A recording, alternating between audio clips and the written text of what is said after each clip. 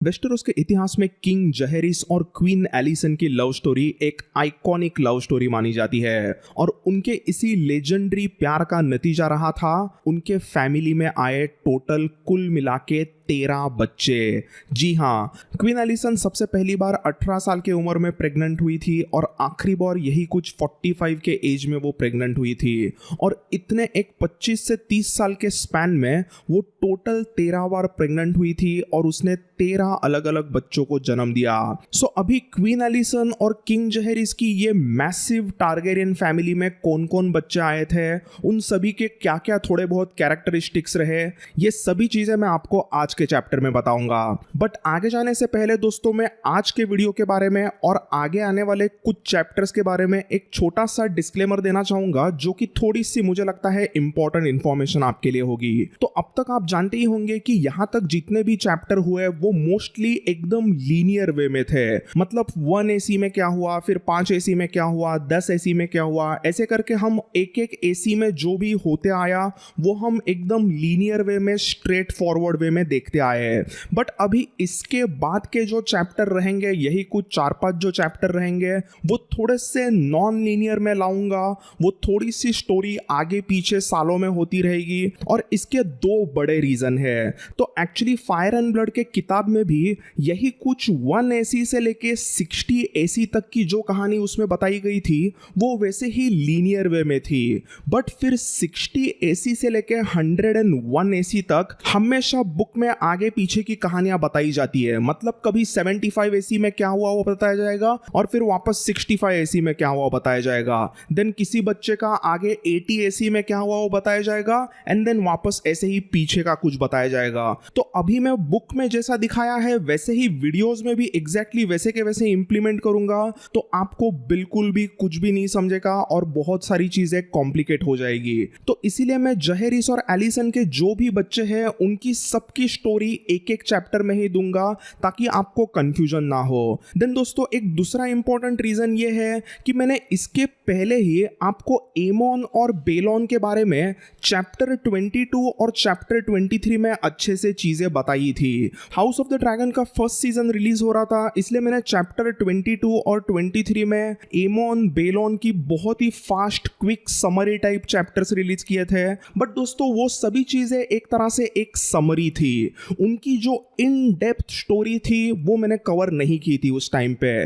तो अभी आगे मैं कुछ चैप्टर्स लाऊंगा जिसमें एमोन और बेलोन की पूरी कहानी में अच्छे से आपको सब कुछ बताऊंगा। तो दोस्तों, मेन डिस्क्लेमर तो यही है कि अब से मैं जो भी चैप्टर्स लाऊंगा वो एलिसन और जहेरिस के बच्चों की पूरी कहानी इन डेप्थ एक एक चैप्टर में कवर करूंगा।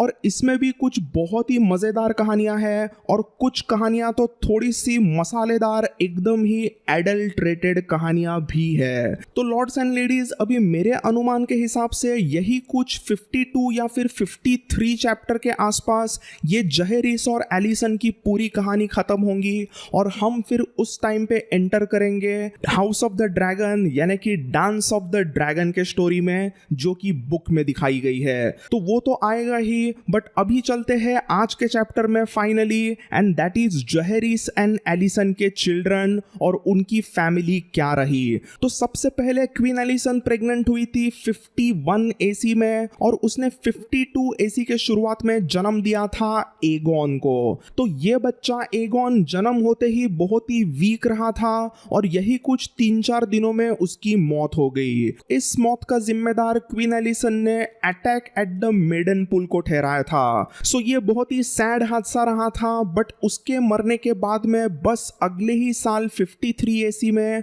क्वीन एलिसन ने बेबी डेनेरिस को जन्म दिया। तो इस डेनेरिस की कहानी पहले तो बहुत ही क्यूट रही थी, वो पूरे किंग्स लैंडिंग की एक तरीके से सबसे फेवरेट बेबी टारगेरियन थी, बट उसकी भी 7 साल की उम्र में बहुत ही बुरी तरीके से शिवर यूनिवर्स के पैंडेमिक में मौत हो जाती है। देन दोस्तों इसके बाद में आता है Aemon Targaryen who was born in 55 AC. तो ये एमोन ऑफिशियली किंग जहेरिस और क्वीन एलिसन का फर्स्ट बॉर्न सन था और वो हेयर टू द थ्रोन था। ये एमोन मतलब एकदम ही टॉल एंड बैडएस फाइटर बचपन से ही रहा था और वो अपनी जिंदगी में एक ऐसा बेटा रहा जो अपने माता पिता का एकदम ही सीना चौड़ा कर दे।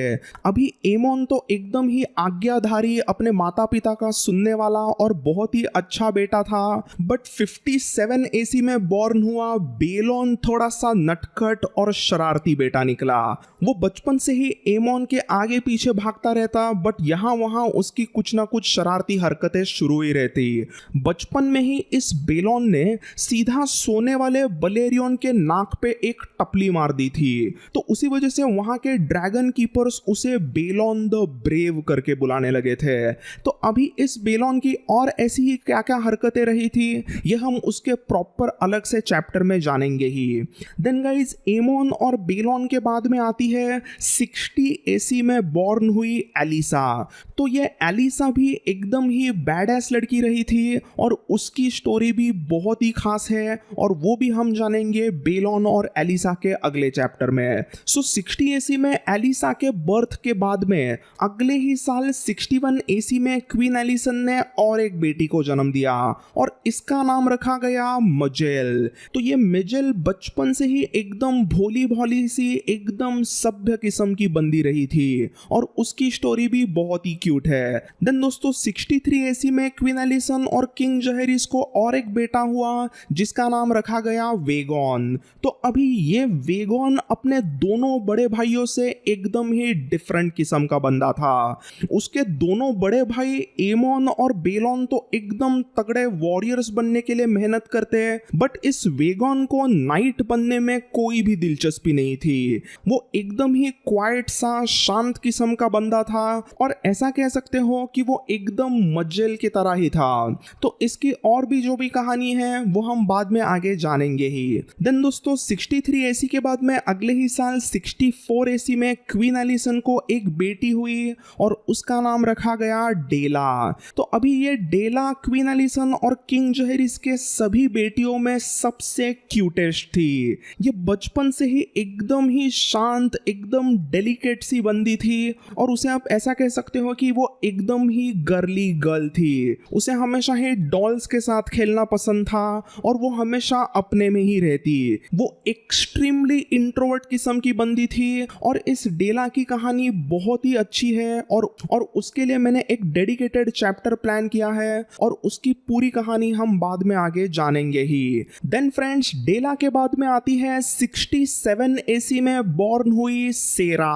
अभी ये सेरा टारगेरियन मतलब बहुत ही अलग लेवल की पटाखा निकली थी। तो इसकी कहानी तो इतनी इंटरेस्टिंग है कि उसके लिए ऑलमोस्ट 25 से 30 मिनट का एक तगड़ा अच्छा चैप्टर मैंने प्लान किया है और वो भी आगे अच्छे से आएगा ही। तो दोस्तों 64 एसी में डेला और फिर 67 एसी में सेरा, इन दोनों के बाद में वापस 71 एसी में क्वीन एलिसन और किंग जहेरिस को एक बेटी हुई और उसका नाम रखा गया विसेरा। तो ये विसेरा टारगेरियन एलिसन और जहेरिस की ऐसी बेटी थी जो बचपन से ही एक्सट्रीमली ब्यूटीफुल थी। सभी टारगेरियन प्रिंसेस में उसकी खूबसूरती इतनी बढ़िया थी कि उसे देखने के लिए दूर दूर से लोग आते थे। तो अभी इस विसेरा की भी छोटी सी एक ट्रैजिक स्टोरी है, वो भी हम बाद में अच्छे से जानेंगे ही। देन गाइस विसेरा के बाद में आता है 73 एसी में बॉर्न हुआ गेमोन।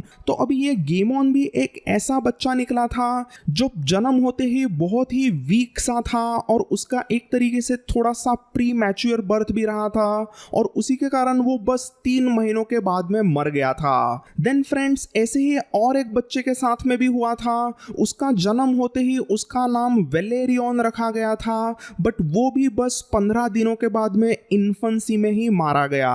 तो दोस्तों ऐसे 12 बच्चे हुए हैं और अभी 13th चाइल्ड जो रही थी वो 80 एसी में बॉर्न हुई क्यूट प्रिंसेस गेल। तो इस गेल की भी एक छोटी सी कहानी है और उसके साथ में क्या होगा वो भी हम अच्छे से आगे जानेंगे ही। तो दोस्तों वैसे आज के चैप्टर में बस बस इतना ही। ये वाला चैप्टर बस इसलिए मैंने बनाया था ताकि आपको जहेरिस और एलिसन के सभी 13 बच्चों की जानकारी आपको एक वीडियो में मिल सके। तो अभी इन सभी बच्चों की क्या स्टोरीज रही, उन सभी बच्चों में से कुछ बच्चों ने अपने माता पिता को कैसे एकदम प्राउड फील कराया और कुछ बच्चों ने कैसे जहेरिस और एलिसन का टोटली नाक काट दिया, ये सभी एकदम ही स्पाइसी कहानियां हम अभी आगे आने वाले चैप्टर्स में एक एक करके जानेंगे। So friends, thanks for watching this video. अभी मिलते हैं अगले चैप्टर में जिसमें हम जानेंगे प्रिंसेस रेनिस के माता पिता एमोन और जोसलिन के बारे में।